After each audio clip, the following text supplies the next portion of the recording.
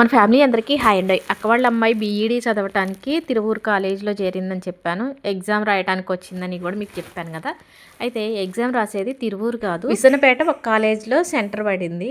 ఇక్కడ నుంచి విసనపేట అంటే ఎక్కువ దూరం కాదు, అలా అని తక్కువ దూరం కాదు, కొంచెం టైం ఎక్కువగానే పడుతుంది. కానీ ముఖ్యంగా ఏంటంటే 2 బస్సులు మారవలసి వస్తుంది. తను వెళ్ళి ఎగ్జామ్ రాసి ఇక్కడికి వచ్చేసరికి టైం అటు ఇటుగా 3 అవుతుంది. మరి ఆ టైం దాకా అంటే నీరస పడిపోతుంది కదా అని జొన్నజావ కాస్తున్నాను. అంటే ఉదయం టిఫిన్ చేసే వెళ్తుంది, కానీ 3 దాకా అన్నం టైం దాటిపోతుంది కదా. అది కాకుండా వీళ్ళు ఎగ్జామ్ రాయడానికి వెళ్ళే కాలేజ్ దగ్గర క్యాంటీన్స్ కానీ హోటల్ కానీ ఏమీ లేవంట. ఇది తాగితే కొంచెం దండిగా ఉంటుందని ముందు ఒక గిన్నెలో ఎసరు పెట్టి స్టవ్ మీద పెట్టేసి ఉప్పు జీలకర్ర వేసాను. ఎసరు మంచిగా మసిలిన తర్వాత ముందే నానబెట్టాను జొన్న పిండిని. ఎసరులో వేసి ఒక 2-3 నిమిషాలు మసలనిచ్చి స్టవ్ బంద్ చేసి జొన్న జావ చల్లారిన తర్వాత కొంచెం మజ్జిగ కలిపేసి ఒక బాటిల్లో పోసిచ్చాను. వేణు ఎగ్జామ్ రాయడానికి వెళ్ళింది ఇది 2వ రోజు. నాకైతే ఇలా జొన్న జావ కాసి పంపించడం చాలా సంతోషం అనిపించింది. ఎందుకంటే మొదటి రోజు ఇలానే జావ కాసి పంపించాను. అయితే వేణుతో పాటు ఇక్కడ నుంచి ఇంకొక అమ్మాయి ఎగ్జామ్ రాయడానికి వెళ్తుంది.